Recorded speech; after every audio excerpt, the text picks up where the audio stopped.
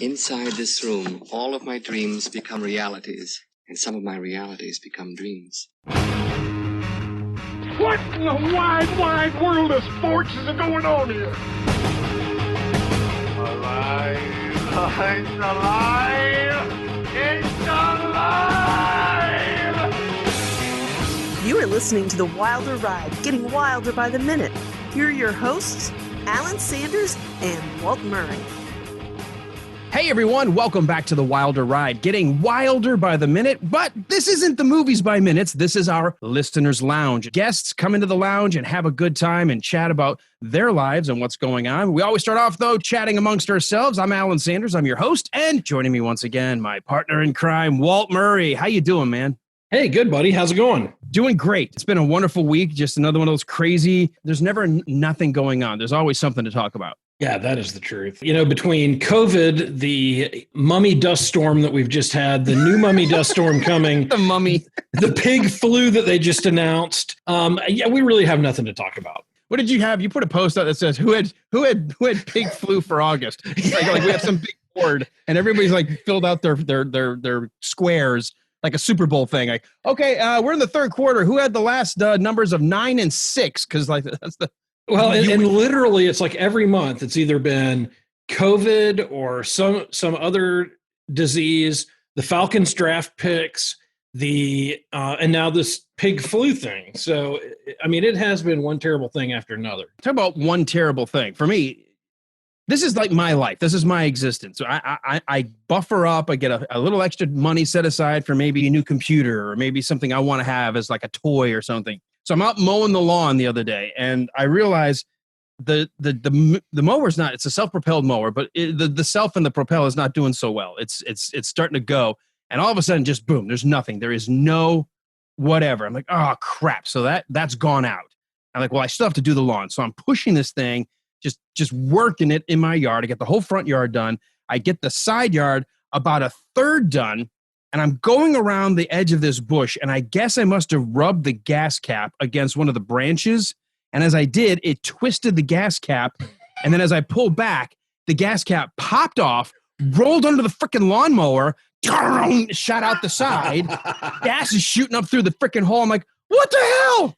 I'm like, how would my gas cap go underneath my lawnmower? I chop it basically in half. There's no way I can put even a broken, it won't fit. I have to stop. And I'm like, I go inside of my wife. I said, guess what? I said, you're never going to believe this.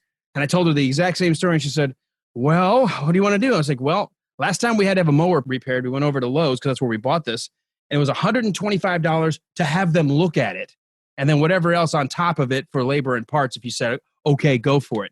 I think the last time we had anything done, it was like a $250 or something, which I was like, I could have bought a new one. So my wife's like, just go ahead, just go get a new one. Just whatever. We'll order a replacement gas cap and we'll sell it as is, say whatever. If somebody wants it, no self-propel. So I ended up having to go buy another freaking lawnmower. Just when I think I've got a little bit of cash set aside. Nope. No money for Alan. I got to go buy a lawnmower. Well, you know, one time when I was in high school, I worked at an Ace Hardware. One time in band camp? Yeah, one time in band camp. I will play the flute here sometime. I don't play the flute. I know nothing about the flute. So I worked at, we're idiots. So I worked at this hardware store. It was like a home center, one of the first home centers. And Dave, who was the manager, comes and grabs me. He says, hey, we got to go deliver this Honda lawnmower to this lady that she just bought. So we get in the truck, go over to this lady's house, and she has a brand new Snapper mower sitting in her driveway. So we drop off the Honda and we're like, well, what's this all about? And she said, well, if y'all want it, you can take it. You can take it and throw it away. I don't care. I don't want it. This was my husband's pride and joy until he hooked up with the secretary. Now she's his pride and joy. So I want this thing out of here. So we throw it in the truck and we're pulling out. Dave's like, does your dad need a lawnmower? So we pull up, and literally as we pull up in my front yard, my dad is duct taping the engine back in place. On his 20-year-old craftsman piece of junk lawnmower, and we're like, hey, here, happy Father's Day or whatever it is. And you'd have thought that I just gave my dad a sack of gold. I mean, he thought it was the greatest thing. They had that mower. A little piece of the moon came down. Yes. And he was, and so, but it cut the grass better than than we'd ever seen. No burn marks, no nothing. I mean, the bed was even. It wasn't like doing the like half, like where one side's like scalping the ground, the other side's still up. With that Craftsman, it was because the deck was rusting out, so the engine and everything was all lopsided. I mean, it was the craziest thing. And so I was like, well, I'm really sorry that guy cheated on his nice wife, but we got a $350 lawnmower out of it. So.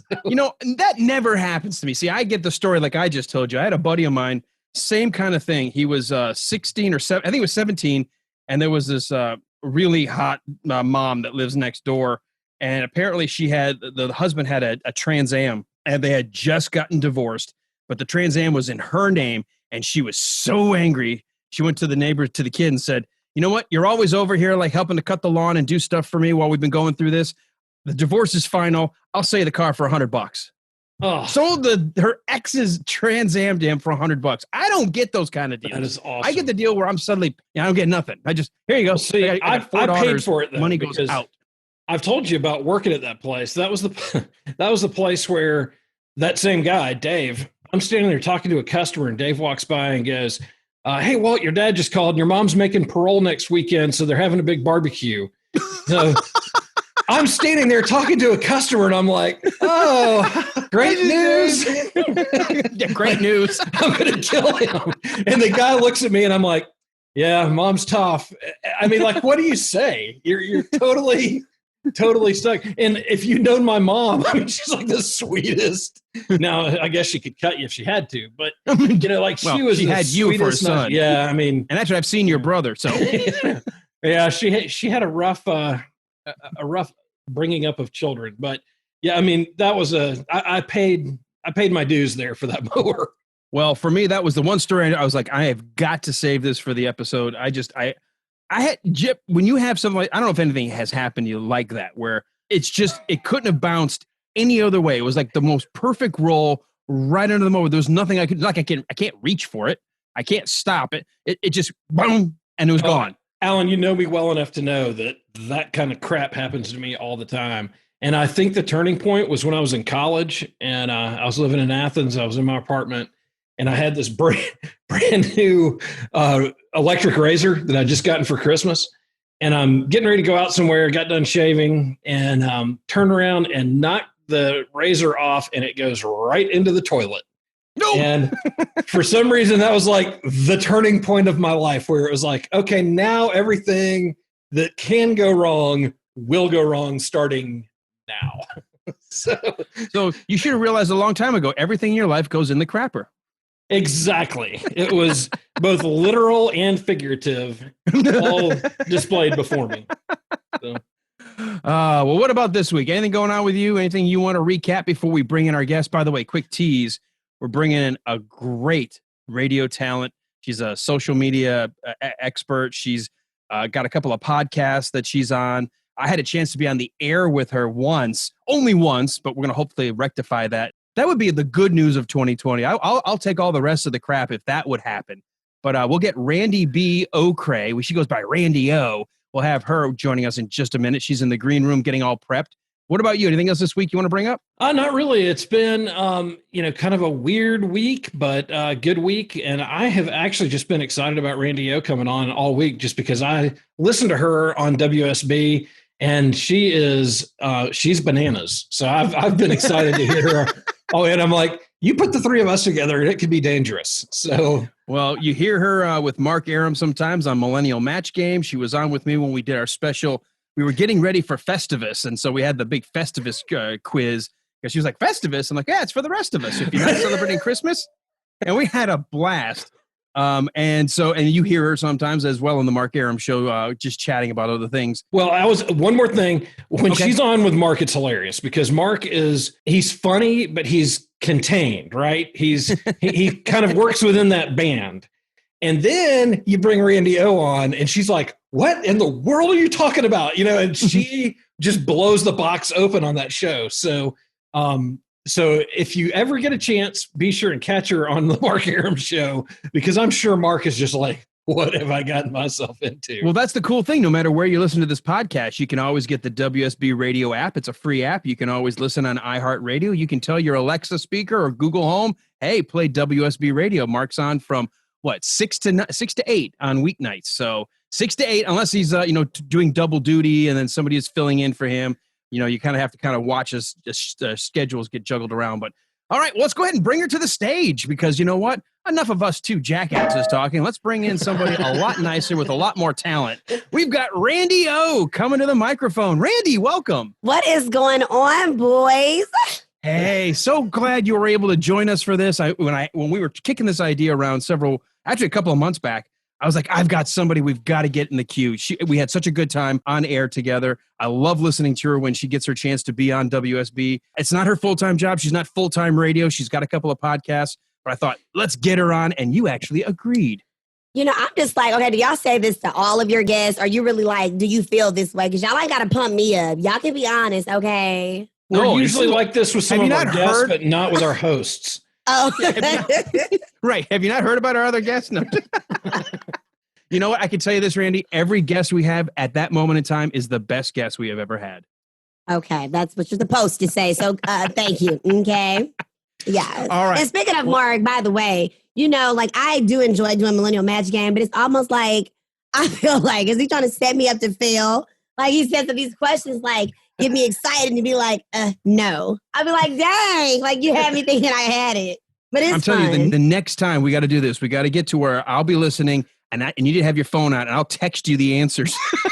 Alan, listen, no, I have told people to do that. And a few people have tried, like Veronica Waters, but it's like the enemies of the internet enemies are against me because I get her message after the dang on question. I'm like, damn, like why she didn't send this to me 20 seconds ago? But anyway, right, you get that delay where and the answer is like, well, hold on, it just popped in my phone. Too late. Yeah, so I give up mine. All right, well, let's go ahead. I do this with all the guests because we like to try to go through how you got to where you are today. So let's talk about what you did in school and what got you interested in not only social media, which of course I think anybody millennial and younger grew up in an internet age and grew up with social media, but there's a whole difference between knowing how to use Facebook and how to actually be proficient in a business setting with social media. So talk about what made you kind of head that direction in school.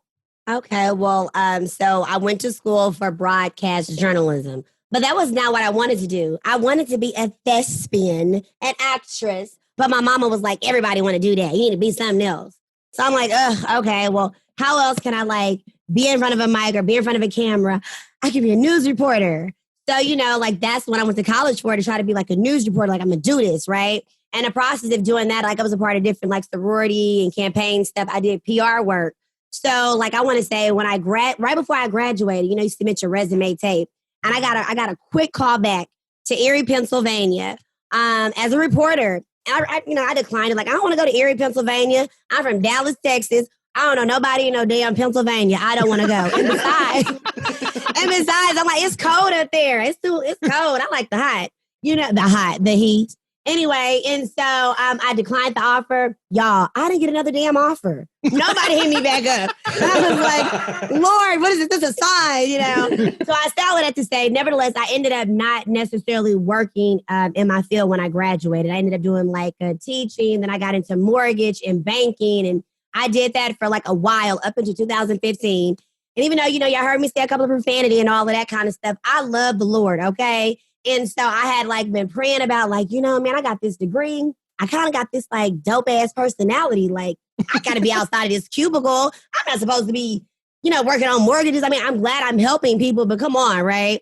So, I just stepped out on faith. I quit my damn job and I moved to Atlanta, Georgia in 2015. And my mama, she was not feeling, you don't even have a job. And I said, wait a minute, what about, oh, ye of little faith, girlfriend? What happened to that scripture? The faith of a mustard seed. So I have to hit her back with that. You know what I'm saying?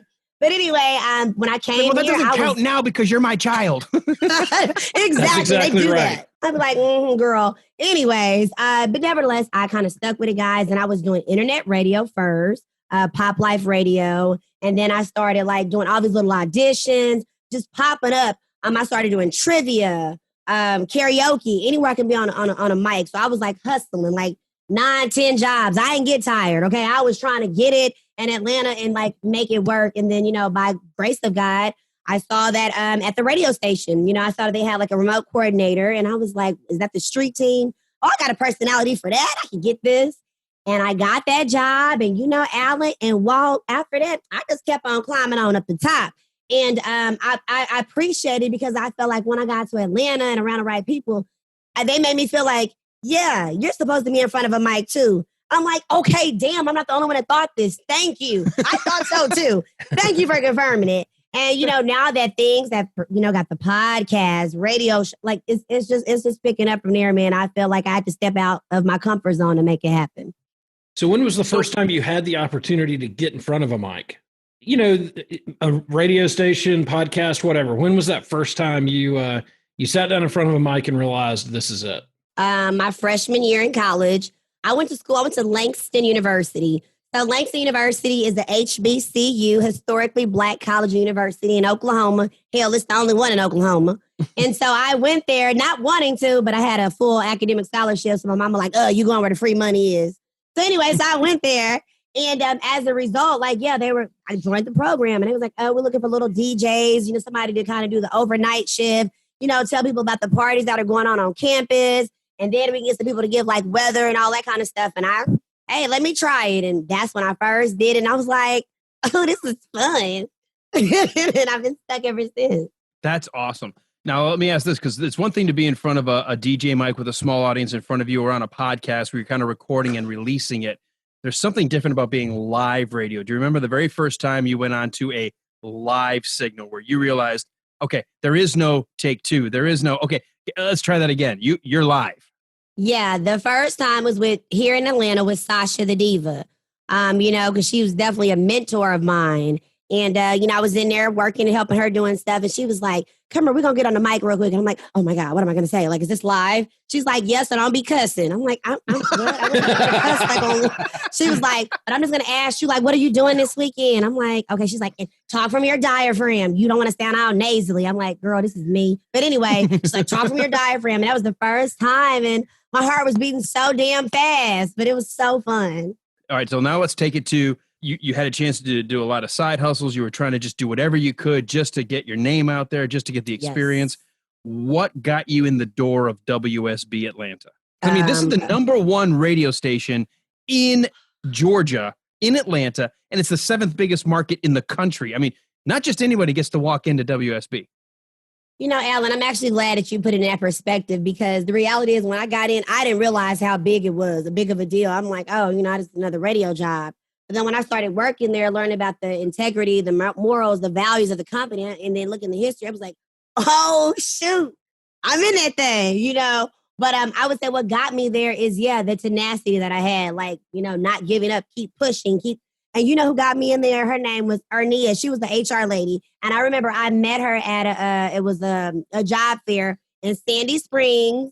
I think it was at the Crown Plaza. I remember, and, she was getting ready to close up. I was like, hi, listen, I just left my second job, but I want to give my resume out. You have a remote coordinator. I'm going to be so good for this. She was like, slow down. I was like, I'm sorry. I'm excited. And I just wanted, and she was like, okay, give me information. I've applied online. I sent my resume. I found a recruiter on LinkedIn. She was like, oh, okay, well, we're going to be in touch. And I'm like, she ain't going to pick me, but she did. So, and she was just like, she appreciated like the drive, the hustle, because, people get complacent and like Atlanta's so competitive. You have to keep that up because somebody else is ready to take your job. Okay, I'm going to ask you a question now that's going to be to your generational label. And this is the problem with labels because everybody wants to blanket you with the label when it may not apply. Millennials don't have that reputation for wanting to work hard to then get the paycheck. They want the paycheck and then maybe I'll work. That's the reputation. How were you, how did you approach that? Because you were kind of being lumped in as a millennial, how did you establish that work ethic? And then obviously that's what caught the eye of the HR lady. Well, first and foremost, I think people have a misperception and they have it confused. I think they're getting millennials confused with Gen Z. And they're trying to lump us all together. Oh, you talking about an 18-year-old, 21. Oh, those millennials. That's not a millennial. That is not a millennial. Right. So that's first and foremost. People always kind of get that confused because I think our age rate now is like 26 to 37. That's the millennial age range right now. So yeah, I'm in there. I ain't gonna tell you my age, but I'm in there. But for me, my morals and values though, guys, I've always been just a go-getter. Like, my mom was very serious about having good grades, about doing your very best. So these are things that just were instilled in me. So I've always wanted to be an achiever. So I think no matter if I was like a baby boomer, whatever the hell, I think as if I had that same foundation, I would still be this way. I think that's awesome. That means a great testament to your mom and to your upbringing. And my daddy, and my stepdaddy, and my stepmama. Okay, good. We'll get them all in. The fact is, you had a good family unit, and I think that's so important because it really did give you that sort of that drive. And look at where it got you. I ain't there yet, Alan, but I'm trying to, boo. I'm trying to. I think I'm getting close, but I'm not there yet.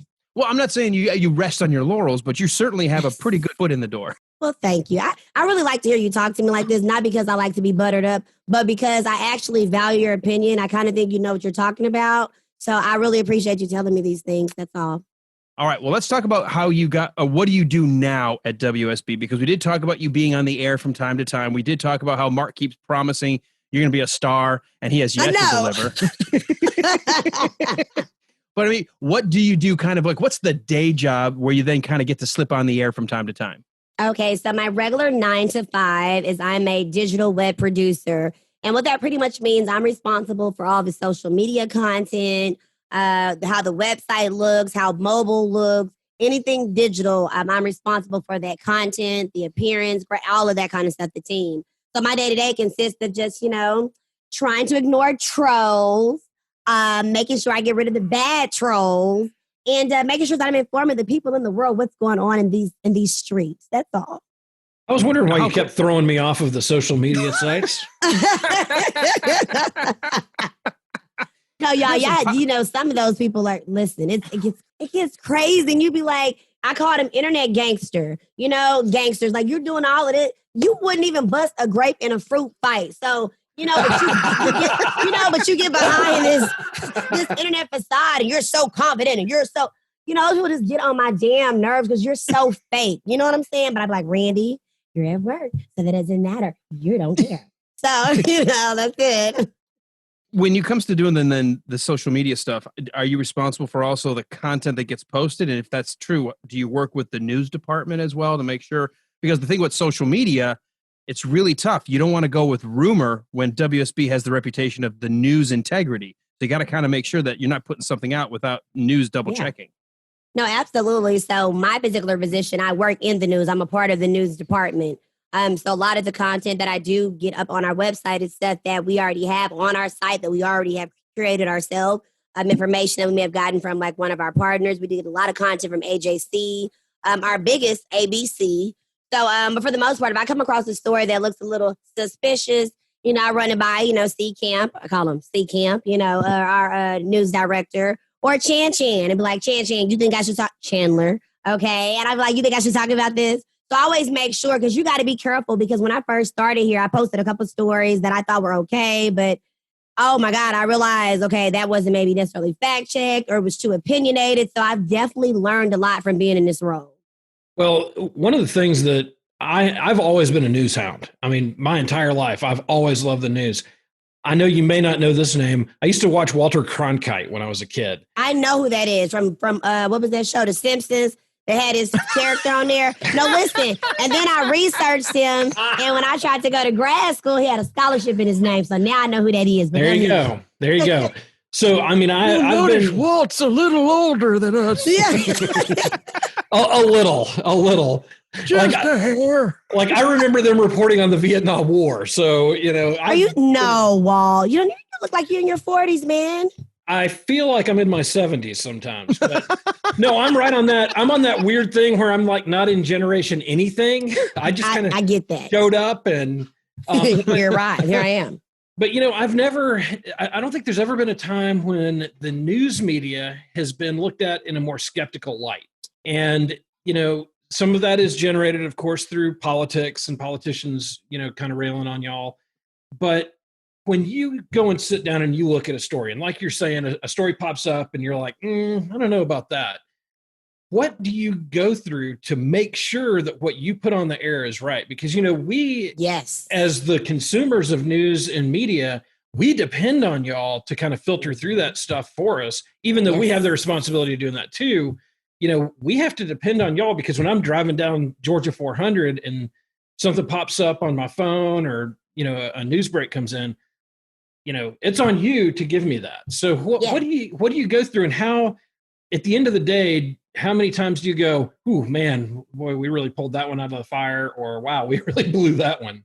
Well, yeah, we have like this certain kind of we actually have a list of steps that we go through, but we really try to make sure we have to, with any content, remember who your audience is, right? So we know that the biggest thing is going to be weather is the main thing that always trumps, right? And then we go like politics, but then we make sure we're not overly political. Then what's affecting local news? Okay, what particular area? Okay, WSB. Maybe more news that's going to be like, okay, in Fulton or Fulton County, like, is going to do better than like Clayton County. So it's little things that we have to be paying attention to. Like, okay, there was a shooting over there in DeKalb, but in Gwinnett, they have the new housing development. Okay, well, let's talk about the Gwinnett, because that's going to be more, our audience is going to care more about that than what's going on in shootout over there. You know what I mean? So we have to think about things like that to make sure to fit it for what fits our audience, as well as trying to be informative. I mean, it could be a little difficult because a lot of times you really do have to like get on your news cap, take out all your personal things that you feel like you may want to share. Okay, that's not that audience. It's not your platform. This is WSB. So you put on your WSB hat. What is the most important story? And so that's that. We go through that every day, but you get used to it. Well, and I was going to say, you hit on my next question, and that is, how do you prioritize the news? Because I know that at the end of the day, you leave stories on your desk, that there's stuff that just didn't get covered. So how do you, when you're sitting there getting bombarded with all this stuff, how do you prioritize that? Well, the biggest thing I do, like what's trending, so the thing about with social media, you got to catch what's going on right now, right? So at the end of the day, like, we want to get the news out there, but we want to also bring as many people back to WSB. So, we caught your eye with this particular story that's trending. Well, go back and look at all of our content and see that we actually have a lot of information on other stories. But yeah, we want to do like what's kind of trending, a lot of things that's affecting local right now. So of course, anything that's going on with like Kim. So let's say Kim is going to have a press conference and President Trump is going to have a press conference. Kim's press conference is going to take a little bit more precedence because that is more relatable to us. But then we got to come right back for our audience and make sure we get that Trump presser out. So it's just a matter of what we feel like the audience is going to want to know about the most. Well, and it's crazy right now because you have so many big news stories that are popping every day. I don't know how you keep track of everything. Well, like I said, we have a good old system. Shout out to our bosses who kind of help us. We got a good strategy, and that's what it's so good about having good management and good leadership. So you guys just kind of get a flow because you just get used to the stuff, and and I guess it's almost you kind of get like numb to some stuff so that you're not so like emotional about all the different stories, especially like for myself with all this Black Lives Matter movement. It's easy to want to maybe get personal about it. You know what I mean? So it's definitely like for me, sometimes I'm like, all right, that is not the headspace. We're not going to be on that. And for me, especially when you're reading comments, it's just, okay, Randy, at the end of the day, we're just going to tell the news. Okay, they're going to have their little comments when you put the post about what happened with the police officer, him getting the bond and things like that. Some people are going to be in favor. Some people are going to hate it. And then the people that are in favor, they may really go, but I'm just reporting the news because they want to know that case is trending. People want to know what happened with the officer with the Rayshard Brooks. So that's all I'm thinking about. I'm here to inform. I'm not here to make you form an opinion. I'm here to inform you with the news. That's it. Well, let me ask this, because that's something that's a skill that you have to develop. I mean, you can hear this in J school. You can say, oh, my job is to be fair and impartial. But and I think part of what Walt talked about maybe 10 minutes ago, the media has never been so wonky in places because there are unfortunately so many opinions being put in the news. And I think that's one of the things I love about WSB and what I love my affiliation. WSB does such a good job of walking that fine line. Yes. They've got to be informative. They've got to be timely, but they do have to trend. They have to figure out what is popping. And I do like what WSB does as a product. And I wanted to add one other thing that helps us. So we have different metrics and systems, but some stories like we already have we have stories that are already populating that's on a feed that's going to be on our website. I choose those stories to go put on social media, right? And one of the things that we go by in the metrics, we can see, okay, this story, we can see how many people are actively on the page or how many people has visited this story today. A lot of times that's how we pull it. Like, okay, people keep going to the story on the website. It's going to drive the same energy on social media. So that also drives a lot of our content as well. So let me ask then, because it was kind of like a part two to what I said just a second ago. How have you developed that skill set that I think some journalists lose along the way because they get so passionate about a subject that their passion comes well, I shouldn't say their passion. Their bias might come through. How have you kind of developed that toolkit to not let that happen to you? Because I heard you say you have to tune it out. But it's one thing to say, it's another thing to be able to put it in practice.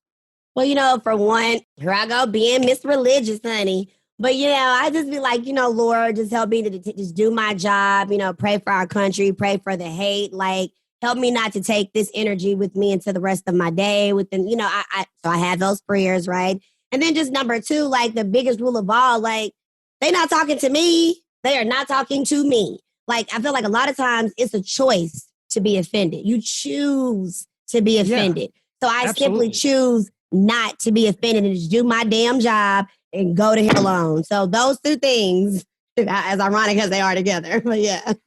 I choose to be offended. I personally have plenty of extra spare time to be offended by just about anything, and tons of extra energy for it. So, but one of the things that I do want to jump on that whole side. Well, hold that thought. I was going to say because what you just said, I reminded my girls about this all the time growing up. It's a great quote from Eleanor Roosevelt, and they used it in Princess Diaries. No one can make you feel inferior without your consent. That is exactly right. We need to remind people of that a lot. I'm not talking about young. I know people my age. I'm like, what are you getting all freaked out over? They didn't come after you, okay? Relax. Right. Take a breath. Yeah. And the one thing, go ahead, Walt, because you were going to say something before Alan did. Well, no, before I so rudely interrupted you. That's right. Alan is he's just that way. So. No, all I was going to say is just that I also know, I've been a consumer of news and a listener of news long enough to be able to kind of cut through the BS. And when I hear somebody who I know is obviously slanted, for me, I'm ready to pull the plug. And that doesn't, whether it's somebody I agree with or not, I know the difference between commentary and news. So one of the things I appreciate about your station is that it has consistently over the 20 or 30 years I've been listening. Be honest. The multiple decades I've been listening. Y'all have consistently kept that level of integrity. And you don't have that in all news media. I mean, I can go to quite a few news people that I'm like, I know what I'm getting when I turn that person on, which is fine. But I got to know what I'm getting. And I think that's one of the struggles that I see with some of my friends is they're not discerning enough. They haven't been listening to the news long enough or sharply enough to say, hey, when I turn on WSB, this is what I'm going to get. And when I turn on this station, this is what I'm going to get. And being able to kind of disseminate or, kind of discern what you have just put in our lap. So what is called is media literacy, by the way. Yeah. Because that's the thing, the biggest thing that people like, because I remember I covered this in paper back in grad school days. But that's the biggest thing. We don't have enough media literate people. But then you have to remember, like, when I was in news, like, for that, you got to, like, you're talking to the brain of a fifth grader is what we're told. So it's like, as much as you want people to just kind of be aware, you have to also realize, like, people, whatever you say, they believe it, they run with it. So it's like, I know people right now in the age of attack the media, the mob, and it's unfortunate because some media outlets are definitely not credible. You know what I mean? But then some are. And it's like, you put us all in one big circle. So it's just like, you're trying to fight for my job. You're fighting my sins to try to let people know, like, hey, no, we're not biased. Like, no, that's not what we're doing. Like, listen, respect the media. And then on the other end, hey, I know, look, some black folks, hey, don't treat us all the same. Listen, I get it. So I'll be feeling like for me and my role, y'all, like it's every angle, man. But I be like, you know what? I'm too blessed to be stressed, honey. Like if I can't fix it, I can't change it. I can't let it bother me. Moving on. One of the things that I talk about, because I'm on the other side of what WSB offers, is I get to be that analysis and comment. But I work so well with the news department because a lot of times I'm looking for those sound bites to help reinforce what we're trying to convey in the talk segments versus the news segments. And I think that's the other thing I love about where you are and where I get to play a little bit is it's such a family atmosphere. There doesn't seem to be this sense of, well, we're news and we're better than talk, or we're talk, we're better than news. It's very much a cooperative, hey, we're all here for the ratings, for the audience, and to give the best possible product, whether it's 9 o'clock in the morning or 9 o'clock at night. I agree with that. Go ahead. No, go ahead. No, you. I was gonna say, like, shut the fuck up. I just try to be so respectful because I know I talk a lot. But I was gonna say that's one of the things that I really did like about WSB Radio. Like, I'm like, oh my God, these folks look like they like me, like they're cool. Everybody's nice and sweet because TV ain't like that sometimes. I've worked in a few television stations in Dallas and in Oklahoma, and it was a completely different energy from radio. And but WSB, it was just like, it's almost like you don't know what you got until you get something that's bad, like until you get something worse, right? And this is probably like my first, I feel like, real legit business in the corporate working on the radio job. And I'm like, I think I just got lucky because everybody is genuinely cool. So I like that. You say about TV, let me tell you, there are a lot of radio stations that are nothing like WSB. It's so cutthroat for positions, for airtime, and so many different markets, whether it's mid or even other large market stations. WSB it's a gem, and it's awesome. And I'm glad you're there because you're a gem too, and I really appreciate you being there. Oh, Allie, you better cut it out. Well, I want to jump to a couple of things because you do have a couple of side projects. And that's the thing WSB doesn't seem to mind is because a lot of the radio talent have side podcasts and other things. And sometimes they're worried about, it's brand. You can't do anything because if it's a little off color or if it's a different thing, well, it's going to reflect badly. I think management has been very, very cool at WSB to not let that happen.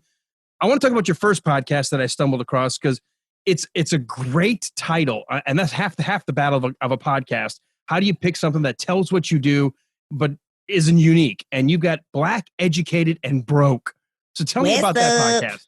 Yes, Black, Educated, and Broke. So when I started that podcast, I want to say back in 2018, that was my reality, y'all. Okay, baby, I was Black, broke, but educated. Okay, and I was like, what? Let's start some stuff. And this is when I created this podcast with me and two other people. We were just remote coordinators. We were just a street team wanting to get airtime. So I figured, listen, one way, instead of waiting for them to try to look within and see, let's give them something to listen to. Let's give them something to look at. But also, let's talk about things that are affecting us. We want to talk about what are we interested in, things that are going on in Black culture, things that are going on in hip hop and music. But we also want to talk about things that are affecting us negatively, but turn it on a positive spin to make it better. So, we want to talk on the show. We'll have special guests to talk about how to start a business, tell you about real estate, tell you about budgeting. So, yeah, we say Black, Educated, and Broke because it's like that broke shit. We ain't trying to stay there. So let's get some people on this damn show that's just going to pour in us and help us eliminate that, and we can do more for ourselves. That was the basis of the podcast, and it's been going up. It's been changing since then, and, we actually added new members on our season 3, and, it's my baby, and my goal is for it to be a radio show. But if not, the bigger goal is I want somebody to listen to my shit and be inspired, feel like better about what they got going on and want to make a change. That's all I really care about on any platform. If I don't get the coins, which Lord praise I get the coins, I want the people listening to feel like, damn, I feel good. I appreciate, let me go ahead and actually get this information and figure out how the hell I can buy me a house. You know what I mean? That's what that podcast is all about. I love any show that can take a positive spin on whatever's going on. And I think that's an important element to keeping an audience because it's so negative everywhere else. Why would you put out yet another negative, source? That doesn't mean that you're not talking about heavy things at times or that things can't get, more serious. Yeah. But I think sometimes, and it's kind of what we do with this show, we like to talk to people and talk about their lives and whatever it is, whether they battled through cancer or whether they've become an award-winning author or both. We always try to bring it in a way that's sort of uplifting because I think a lot of people are looking for something positive to listen to. Well, I will say both from this little, I don't know how long we've been talking or whatever, but, you and Walt, you guys' energy already kind of set the tone with positivity. And that's why I think that some people, when they get on interviews, they forget the whole, it's a lot about the host to kind of direct how this is going to go because people feed off of energy. And then sometimes if the energy is whack as hell, because I know you got people you probably interviewing, you be like, oh my God, what the hell? You got to be that energy. Yeah, that's coming up in a couple weeks. Yes. I mean, y'all, I have interviewed some celebrity artists. Dry as hell, like dry like this damn Sahara dust storm shit. And I'm like, girl, but it's okay. I have to still be like, alrighty, and try to be nice. So I get it, but I appreciate you, Walt, you, Alan. Y'all are positive. Y'all got good energy. And that's why I give y'all that shit back. Well, let me ask this for you for the podcast, because it is called Black, Educated, and Broke.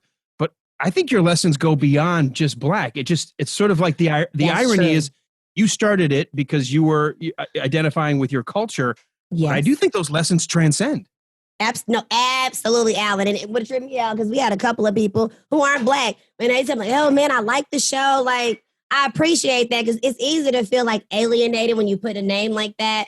But it's like people like, we can't get stuck there. They're going to offend shit. Like, you don't get stuck there and actually listen. You're like, oh, well, it ain't just about, okay, my bad. You know what I mean? So it is for anybody to be inspired. And I do try to keep that. Now, of course, you got some content that may be really talking about maybe things with Black oppression that people may feel like, I don't want to hear it. Okay, you don't have to. But if you want to be enlightened and get a perspective, because I feel like that's a lot of the problems going on now.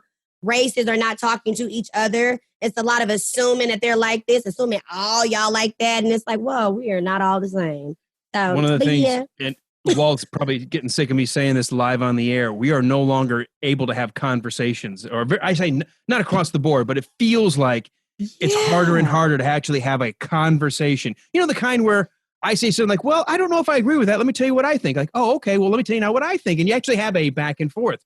On social media, it's no, this is the only perspective. And if you deviate a degree, then screw you. I don't want to listen to you. And I don't think that's not healthy. No. Yeah. Well, and you know, we've alluded to the fact, and I know this is a surprise to people, but I'm white, and I don't know that people know that. Hey, you white, educated, and poor too. You got that? Yeah, I made the decision to have kids, and so much for the money. But oh my God. I think, Randy, one of the things that I have really struggled with over the last few years is that anytime I've gotten into a conversation with someone, whether they be Hispanic or Black, there's the immediate assumption that I have a superiority complex, or that I'm going to immediately look down on them or whatever. I guess because I am a white guy and I grew up in the South for the most part. Yeah, you probably, that stereotype probably fits for a lot of my friends. But I think for a lot of us, like Alan's saying, it's about a conversation. And a few years ago, one of my friends, who is a great guy, a good friend of mine from high school, and he's a bass player up in Nashville, I sent him a note when one of the Black Lives Matter issues came up, and I said, you know, Mike, what is your feeling on this? You know, what is it that I'm missing about this? And he just sent me a great note back and said, hey, thanks for even asking. And his response allowed me to have the insight that I just didn't have. Well, we're not going to have that yelling at each other, and we're not going to have that throwing stuff through each other's windows. That is sitting across the table from each other and having a conversation. And if we can't do that, none of this is going to get fixed, ever. Yeah, no, I agree. And I'm so glad that you did that. And I feel like that's why it has to kind of start in like your like personal circles, right? People that you actually, if they're your friend, you should be able to have that conversation with them. And it is unfortunate because, yeah, people will feel like that, you know, white guy from the South, like, he probably don't like Black folks. They don't know that. And then sometimes I feel like if there are people talking to me and I'd be like, girl, bye. Oh, this girl is this, she's ghetto or something. No, the hell I'm not. You know what I mean? So it's like people are going to have their kind of assumptions, but it's like, again, what you think about me, my granny taught me this. What you think about me is absolutely none of my business, okay? But what I will do is just focus on people that I do know. And if you are a friend that is the opposite race of me, we're going to be cool because that right there, that message, us, our camaraderie, we are the message. We're showing that, listen, I don't know what y'all got going on, but I ain't got an issue with people that know how to talk. And that kind of brings up a point about I wanted to do a collaboration show with Black, Educated, and Broken. I'm sure Alan's going to ask about my next podcast, The Power Pod. You know what? I'll let you just jump on it. The Power Pod. Yeah, so that's another podcast that we do. And before I go into detail about the Power Pod, I'm just going to just say for now, I'm the only Black person on the Power Pod. We have two white women, beautiful women. We have this corny ass white boy named Jared, okay? And it's all of us on the show. So what I wanted to do, me being the Black friend on the show and me having Black, Educated, and Broke was all Black people, I wanted to bring conversation together. So we have some Black group of people, and we got some white group of people, and we have at least 2 mediators, me and Mike B, who's on the show, but you have someone who's like, I feel like we can do both sides and bring together. But, we ended up not doing it right now because with everything happening on, folks getting fired for shit they put on Twitter, people felt like maybe we need to be careful because you don't want to say the wrong thing. And, I kind of like got in my feelings about it because I'm like, that's the damn problem. Everybody's so damn scared and nobody just want to be real and have a damn conversation. But then I have to remember, Randy, you're a professional and you work for an esteemed company. You have to be mindful of the brand because you have your personal brand, but you represent that brand too. So maybe when you guys figure out how to do the show, you want to do it. But I want to have that conversation. I want Black people to see that all white people are not the same. And I want white people to see that all Black people are not the same. And some people, you can't have just a calm ass conversation and ain't nobody bothered. Because what did I teach y'all? It's a choice to be offended. It's a choice. And you know what? The other thing is if you can be face to face in the same room or at least across a computer screen where you've got video, you're a lot less likely to show your ass when you have to be face to face with somebody, Oh, yeah. I think too many of these keyboard warriors decide, I can get away with everything. That drives me nuts. And I think that there is a total lack of understanding of something in talking through some of this stuff. And that is, number one, I can't be mad or offended that you feel a certain way. And you can't be mad or offended that I don't understand that. Yes. And part of that conversation is me understanding where you're coming from and you understand where I'm coming from and helping each other get that common ground. Yes. Absolutely. Otherwise, how do you know how far apart you are if you're not going to willing to talk? Yeah. Yeah, and here's the other thing. I had a buddy of mine visit me from Germany. Walt, Malta. He's been a guest on our show. He was our German counterpart. When he was visiting, we were having this political discussion about left versus right. And he said, I don't understand. He said, 85% of everything that you and I have been talking about, we both agree on. I'm like, that's probably where most people are. Absolutely. We pick the 50% to get bitchy about. And instead it's dumb. I mean, it is. Yes. It's dumb. So, well, the Power Pod, let me ask you this because we're almost done with our talk segment because we're all caught up because the Power Pod is a new thing. You guys actually have that as I know with the COVID, things may be a little bit in a hiatus, but you guys actually are a show on WGAU in Athens. Yes, WGAU Radio, and we come on every Sunday from 9 a.m. to 11 a.m. And that's a blessing right there. That's appreciative. And let me say, even though I call him a cornball, because that's how me and Jared's relationship is. But that boy, that is one hardworking young man. I respect, oh my God, he's going to hear this. I respect Jared so much. You know what I'm saying? For one, because he asked me to be a part of the Power Pod. The fact that he saw something in me to let me be a part of something and a part of something that has been growing quickly, and it's like, I'm super appreciative. And it's like, all of us get along. And I get what y'all be saying. People have a show and folks really ain't, you can kind of sense like they really don't get along. But I like these people. I like Jared. I like Tina. I like Nicole. We all get along. And I really do like the Power Pod. I ain't gonna lie to you. Well, I hope it continues to build. I hope your career continues to grow because I am very, very, I'm happy I had a chance to stumble across and cross paths with you and that chance we had to be on air together. I'm hoping that won't be the last time because I mean, obviously we're having a good time here as a podcast, but there is something special about being live on the radio. And yes. I just hope to see you continue to grow in your career. And I hope that I get to be a little bit of a parallel over here at the same time.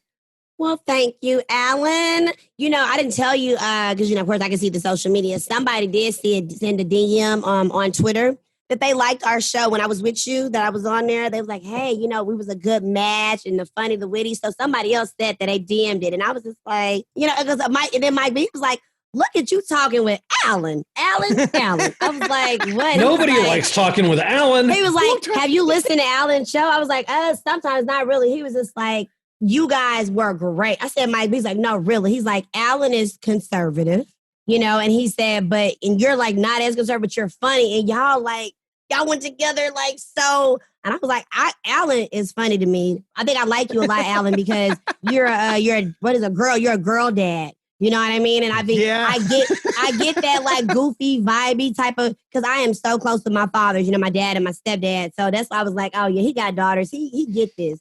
The thing I always think about is there is an audience out there that may not exactly agree with me or may not exactly come from the same perspective. I don't do the radio station or the audience any service if I ignore half of the listening audience. And so I may have a political bent, but I also have a wide enough understanding to go, there are more than one perspective in play. And my job should be to try to balance those and try to find where we can all at least see some commonality. I may not convince you entirely, but it's that whole conversation thing, right? It's about explaining and trying to make it relatable. And that's what I always try to do. And sometimes I fail miserably, and sometimes I think I do a pretty decent job. So we'll see what happens. I don't know. I just think it's one of those where it goes back. You just don't judge a book by its cover, you know, because for me, like, I didn't know how any of the people would be at WSB, you know, like I've had encounters with some white men, you know, who were like kind of weird with me, like, you know, like they don't see my ass here. And then I've had some white men that were, you know, very friendly. So I'm like, okay, I don't care. I'm going to be myself. And like, you know, you, Alan, was, oh, he cool. Well, I'm going to be cool too. We cool together. You know, it was just funny how that works. Cool. Just be cool. Like I guess I'm just, what I give you is me up front. If you don't like it, fine. But if you like it, we're going to be cool. And that's exactly it. Don't try to pretend to be something you're not. And I think you hit the key point that you take people as individuals. You know, I can't look and say, hey, all Hispanic people are going to be whatever. Or you can't look at them and go, hey, every redneck is going to be like Walt. Or every Republican is going to be that. Like, no. Right. It don't matter. Yeah, it doesn't. It doesn't. You take people for who they are. And yes. And that, I think, is such an important thing that we're all just kind of losing in the midst of all this craziness. Well, maybe shows like this and maybe podcasts and maybe when we get through the pandemic here, we can start moving more in that direction. That's my goal. I'm always about the conversation. Randi-O, I want you, before we move to our final two segments, I want you to take a second to tell people where they can go find your podcast, subscribe. Do you have social media that you put out there for folks that might want to follow you, become your friend, and maybe message you when you're on the air and things like that? How do people find you? Well, yes, guys, you can follow me on my social media, preferably on my Instagram, Randi-O, that's Randi, because I am a lady, followed by 3 O's, okay? And as far as the Power Pod, Black, Educated, and Broke, you can pretty much find it on your favorite listening providers. So we're on Spotify, SoundCloud, Apple Podcasts, Google Podcasts, Stitcher, iHeartRadio, all of that is on there. But I put all of my content on my Instagram page. My business page on Facebook, which I don't think Alan really pays attention to too much, but that's Randi-O. But my personal is Randy B. O'Cray. But I don't be asking everybody, don't be my friend. But you can follow my Instagram. And then I did want to talk about Alan really quickly before I let everything go. Sure. You know, we talked about social media, and I don't know if you quite know this, but I do have my own business. I have a social media business called Randi-O PNR. And so, let me start trying to, where did we go? Okay, there it is. Bam. There we go. Sexy. Anyway, so if you guys, you know, want someone to manage your social media presence, that's what I do. And you know what? I'm going to give y'all one thing. You know, one of my clients, and I manage their social presence for anybody that wants to kind of get an idea what that looks like. Atlanta Peach Movers. You probably see them everywhere. They're a lot of part of all of our things. So they're one of my clients. So that's what I also do. Because what does Randi-O do? Secure the bag, honey. Because she wants to put out the podcast part 2 that says Black, Educated, and Rich. Hello, come on, Alan. Let's speak it into existence, okay? I know. I've been waiting 50 years to get the rich part, but you know what? I ain't rich in dollars, but I am rich in love and family and people around me. And you know what? You can't put a price on that. So. That sounds like a poor person talking. It does. That's what poor people say when they want to justify their lives, the mistakes we've made along the way. Randy, I know time's getting tight. We have a couple more segments I told you about before we started. Do you want to hang out and listen to us? Walt and I, we have this segment where we each pull up a couple of strange news items. I don't know what he's pulling up. He has no idea what I'm pulling up, but we just love to make fun of whoever's in the story. So you want to hang out? Why the hell not? All right, Walt, let's go to the first news item. We got to take a look at what kind of stupidity have we discovered in media. Well, I'm going to wait a second till Randy quits drinking because she's going to spit all over her mic in just a second. Okay, I'm sorry. I'm done. I was thirsty all that damn talking. No, all right, I'm ready. That's a courtesy call because here's the headline. This comes from Fox 4 in Oklahoma.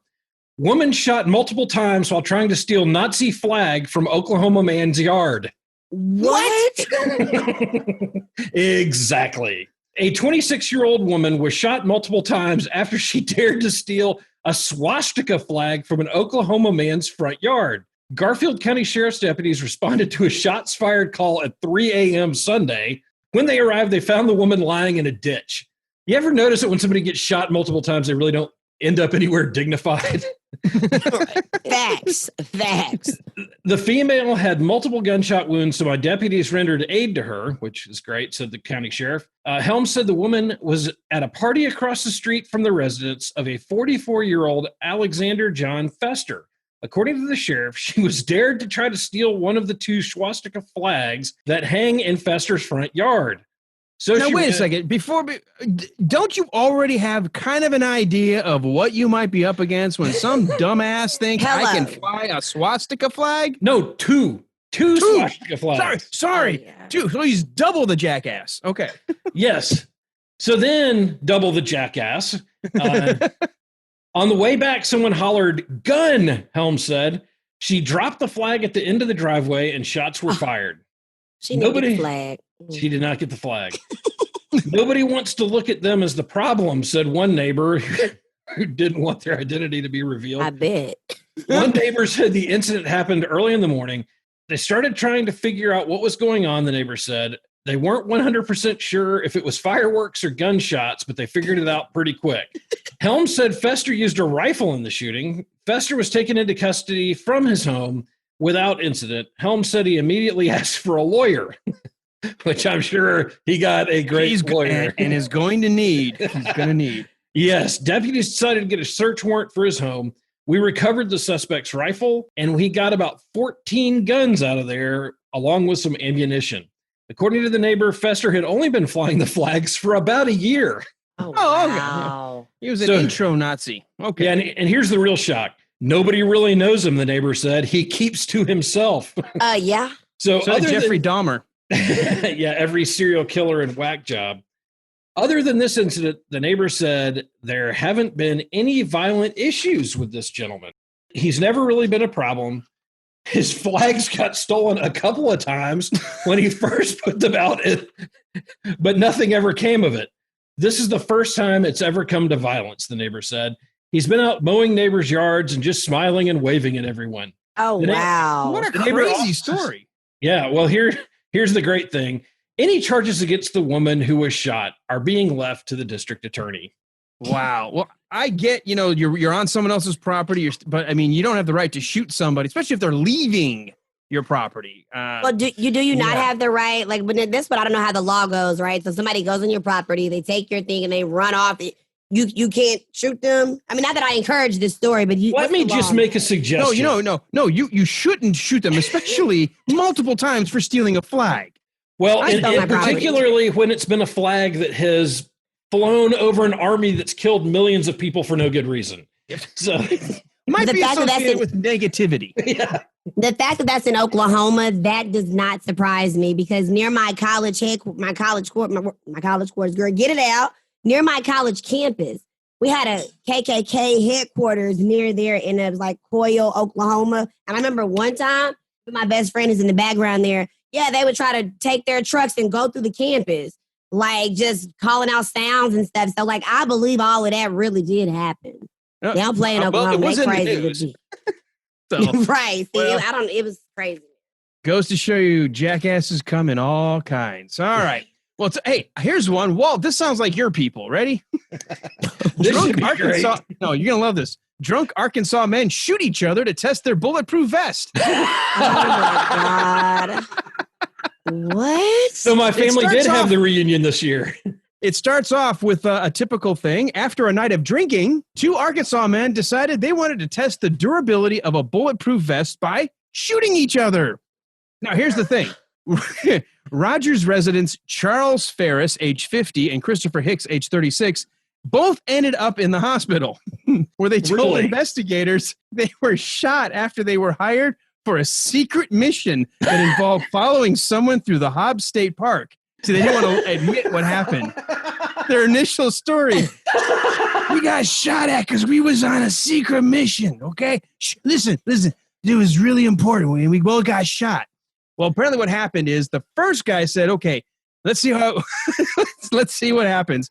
The guy shoots the one man in the chest. Now, the bulletproof vest worked, but as you know, that hurts like a bitch. I mean, it like left a bruise. The guy was so mad at how much it hurt, he picked up the gun and unloaded the whole clip into the other guy.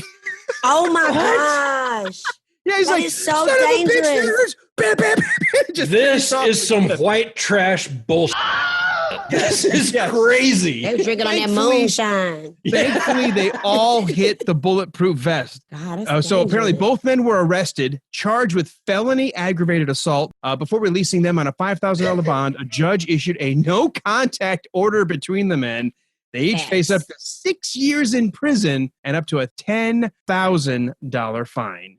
That order wasn't because he's afraid that they'll, maliciously go at each other.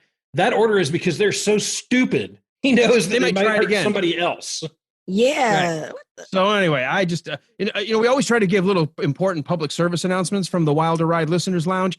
If you're going to get drunk, don't test out your bulletproof vests with live ammo. Yeah, if you're going to get drunk, don't have a gun around. There you go. That's an even better PSA. I just went to the gun range for the first time, for me and my boyfriend's anniversary. And, it really wasn't that bad at all. It was actually like a rush, I was like, first you're going to jump. I was like, oh my God, the stuff flying everywhere. But he was like, do not move your hands. When the shell back, you don't jump up. And I was like, I'm sorry. Just calm down, sir. I'm sorry. But anyway, but it was fun. And I'm like, okay, you know what? I'm feeling more like I wouldn't mind getting a license to carry. I want to go a couple more times to the gun range. And it's the interest that I never thought that I would have, but now I'm not opposed to it. You know what? You're doing it right. Take your time, get comfortable, pick a handgun, try several, make sure you know what works for you. Yeah. But you know what? It's like anything else in life. We don't jump behind a car and get on the interstate day one. You gotta take it slow. So I applaud that. Walt, what do you got? Well, Alan, this is a sad one.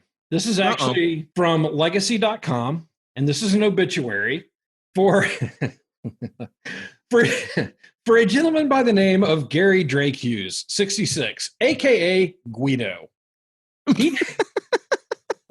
What? Yes, exactly, Randy. So Guido died Friday, June 26th of this year at the Joe Rasso Hospice Residence in New City, New York. Now, he was born and he did some stuff. So... Skip ahead to the fun part. Wow, that is not nice. Respect the dead. Oh, well, you're going to hear some of the stuff that he did, and respect the dead may go out the window. Oh, God. So Gary graduated from Lunenburg High School in 1972, received an associate's degree from the Berklee School of Music in Boston in 1978. He was a talented piano player and played gigs wherever he wanted to. In 1980, while incarcerated at MCI Concord, he graduated from Atlantic Union College in Lancaster, Mass. with an associate's degree in aviation science, and he became a licensed pilot. During his expansive life, he raced automobiles, hydroplanes, sold automobiles, and did a number of other things. A lifetime of alcohol and drug addiction destroyed all his relationships, his health, and whatever human potential he possessed. He spent half his adult life incarcerated and the rest of the time hustling and conning to support his habits. He truly loved animals and wildlife, educating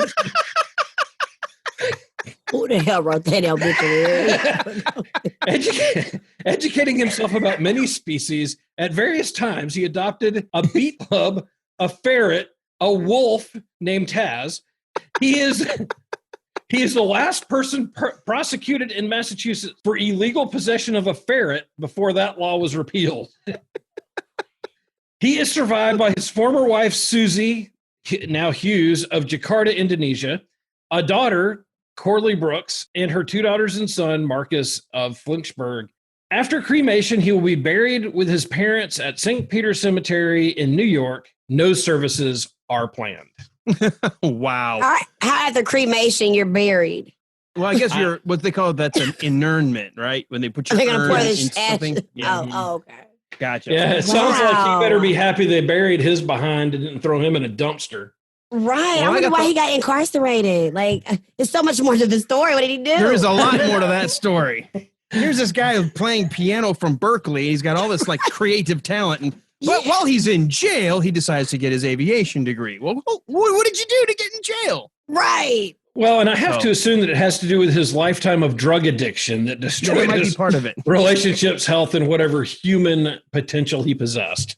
Wow. All right. Well, I've got the last news story, and this one could have been. I almost wanted to file it away until October, but I was like, no, it just happened. I'm going to go with it.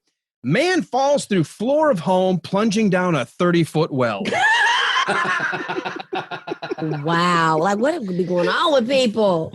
Firefighters in Connecticut said a man survived with only minor injuries when he fell through the floor of a friend's home, plunging 30 feet down an unknown well that had been hidden under the house. Oh, good grief. Start thinking of Amityville Horror. Where does this pit go? It goes to hell. Yeah, why is he even looking for that? Like, Well, here's what happened. According to the fire department, Christopher Town was helping a friend move furniture into the home when the floor suddenly gave way. He fell down the 30-foot funnel into the bottom of the well into the cold water down there splashing around. Police said that the well was likely located initially outside the home when it was initially built in 1843, but then as they continued to expand the home, just covered the hole up with flooring, assuming the flooring would never give way. Well, apparently over time, being over a moist, wet area, the wood started to rot. And needless to say, you walked over it and at one point heard the crack. 10 seconds later, the splash. Firefighters tossed down a flotation device to help him remain above water as they worked to hoist him out of the well with a rope system. Town suffered only minor injuries from his fall, but was treated anyway at a local hospital. That is a long fall.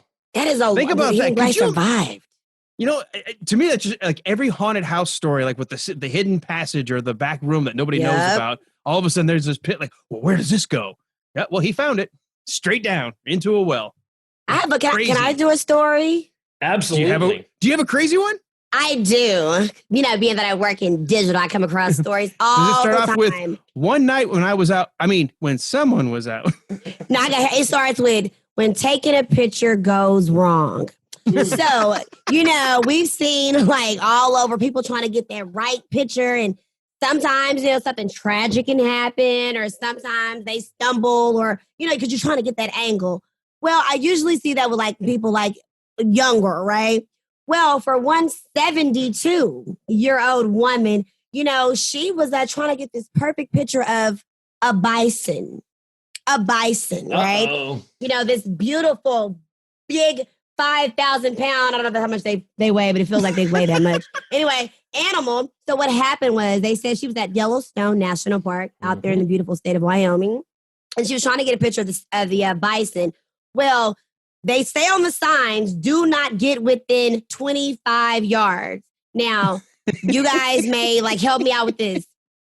10 feet. What is 10 feet compared to 25 yards? What is that? Well, it's 3 feet in a yard. So 10 feet would be it's about 1 third. Yeah, it's about a third of that. Okay, so yeah, well, this would happen. She was 10 feet trying to get the picture of the damn bison. The bison starts kind of pawing on the ground like, hey, back up. Hey, y'all. Hey, back up. He's trying to warn her. She's like, oh, just a little closer. She gets try to close her. She takes it. He starts shaking his head. She doesn't even get frightened. Next thing you know, this thing runs at her full pace, I should say. And it looks like he gives her gore. He gores her all over her body. She had 10 gores in her body. That's what they say, gores. I thought it was called gashes, but I guess it's gores. But that's when a bovine hits you with their horns that you're gored. But it looks like it would be a gash. But 10 times. They don't say what her, you know, we don't even know if she died. They just say it's unknown, but all because she might hope she did. I hope she didn't die, but I just those things are no joke, man. They can run 30 miles an hour and they're 2,000 pounds. They are no joke. Sort of.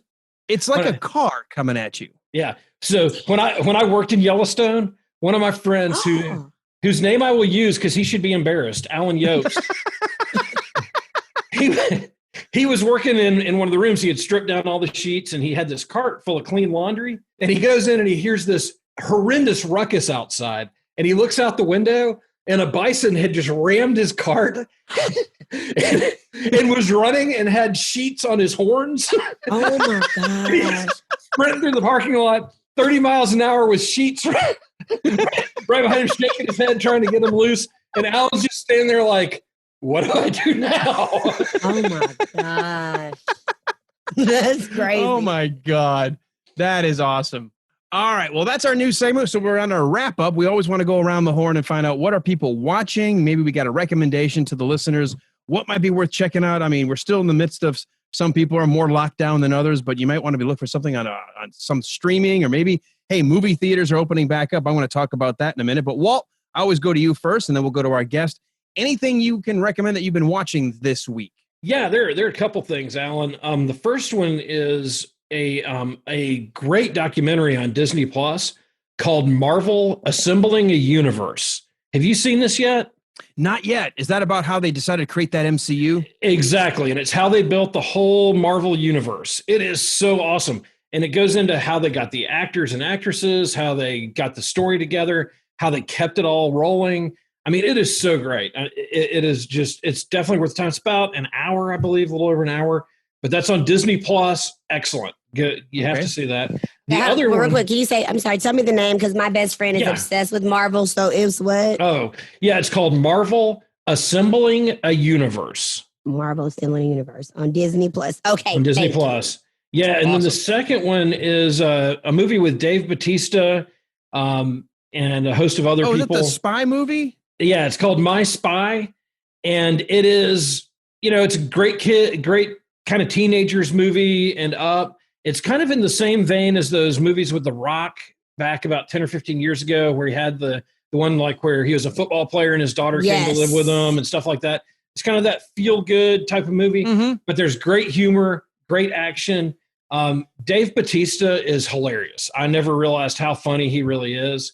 And so it's definitely worth your time to check that out. I haven't seen it yet. My wife said she watched it. She said, you know what you're watching. You know it's going to be a kid's kind of appeal. Yeah. There's going to be some stuff that obviously wouldn't happen if it was a serious movie, but as a kid's kind of friendly, that whole the big bulky massive guy getting paired up with a young kid. She said it was a really fun movie.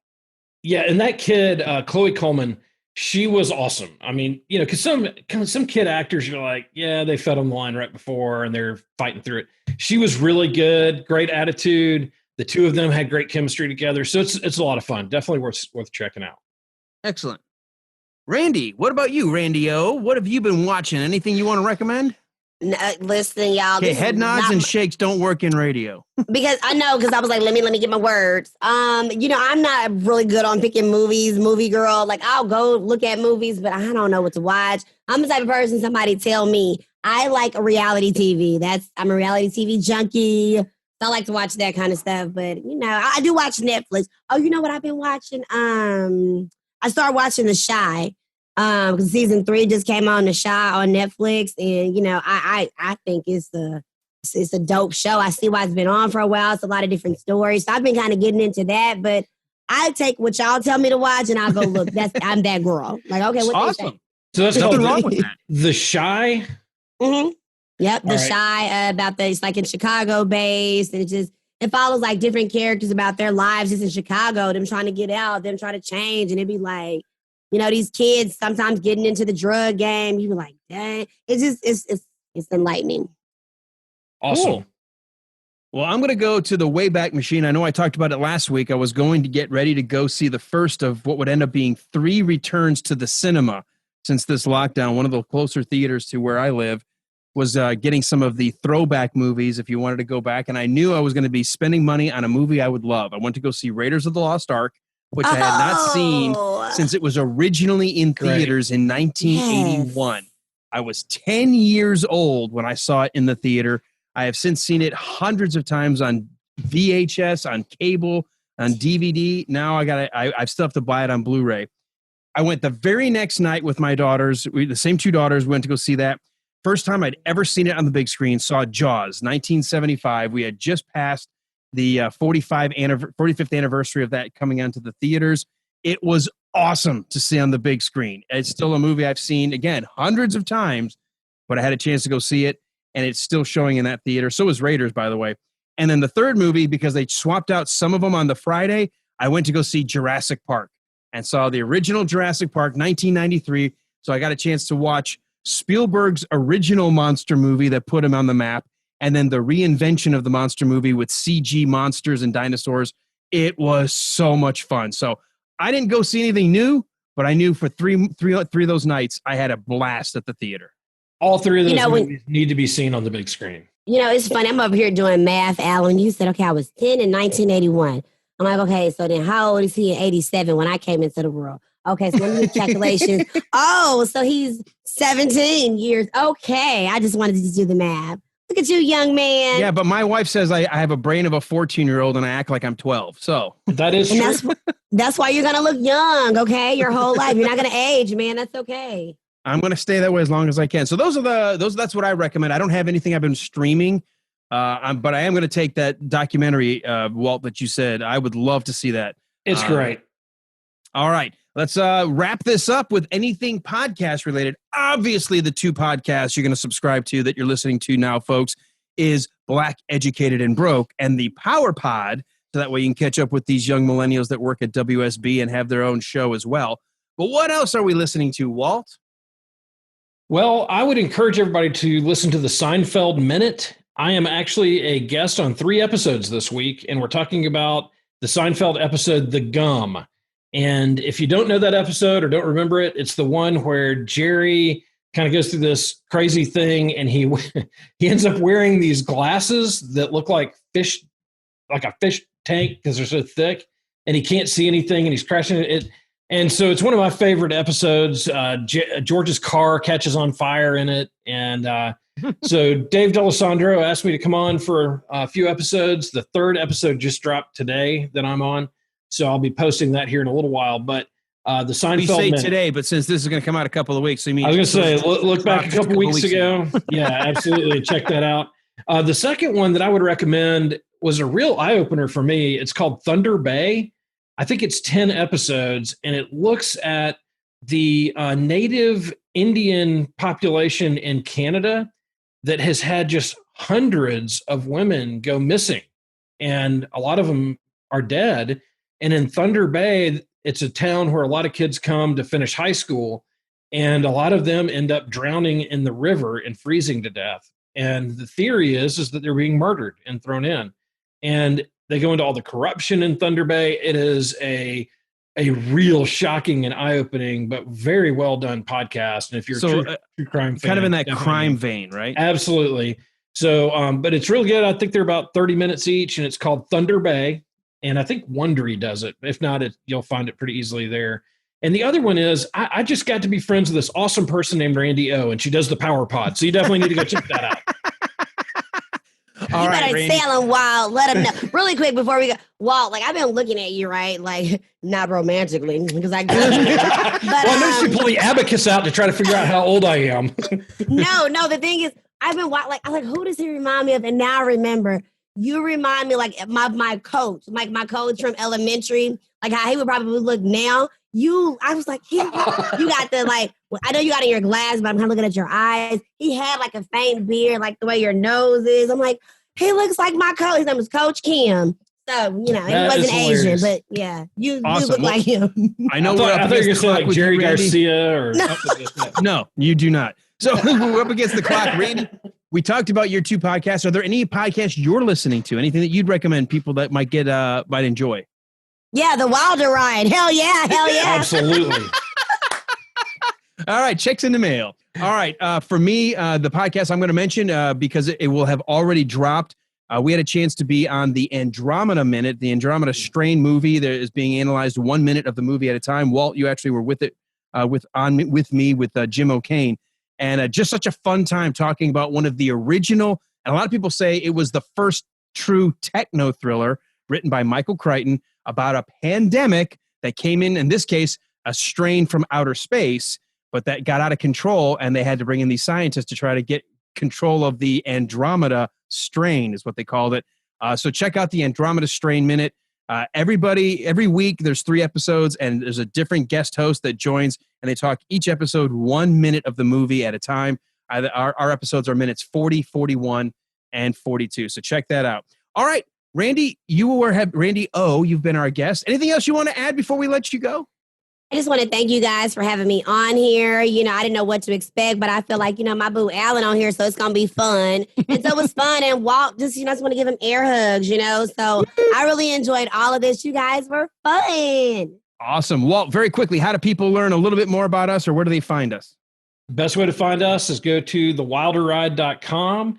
From there, you can find our Facebook page, our listeners group, our Instagram, or whatever else we're on. You can find all our old episodes, a list of our guests. You can find everything you need to know about us. Also, you can find us on Facebook at facebook.com/thewilderride. Follow us there, and then right behind that, you're going to click a button that says Join Listeners Group, and you'll answer 3 questions just to make sure you're actually a human being of some kind, and you're in the group, and we talk about everything except politics and all that. We talk about movies and fun stuff. So movies, entertainment, fun stuff, all the things that we would hear on the Wilder Ride. Absolutely. All right, come back next week because we're going to have another fantastic guest. We're having an absolute blast. But to find out who that is, you're going to have to come back right here on the Wilder Ride Listeners Lounge. Oh, yeah. Can we just have Randy back every week? We should just have Randy as like a permanent guest. We can just say, Randy, what did you do this week? And just let her go. Randy was going to get the award for the most words per minute uttered on our podcast. Gone out, Alan. Look. Randy, seriously, thank you so much. Thank you so much. Anytime, sunshine. And Randy, it was great getting to know you a little bit. Yep. Have fun with your dinner. Enjoy your enchiladas. Ain't nothing but a thing, chicken wings. Have a good night, gentlemen. When you hit the dance floor, you gotta be jumping jack. Jump on in, jump in. When you hit the dance floor, you gotta be jumping jack. Jump on in, jump in. Like a wild train, roll right off your track. Whoa, whoa, you just can't stop Like it. a wild train, roll right off your track.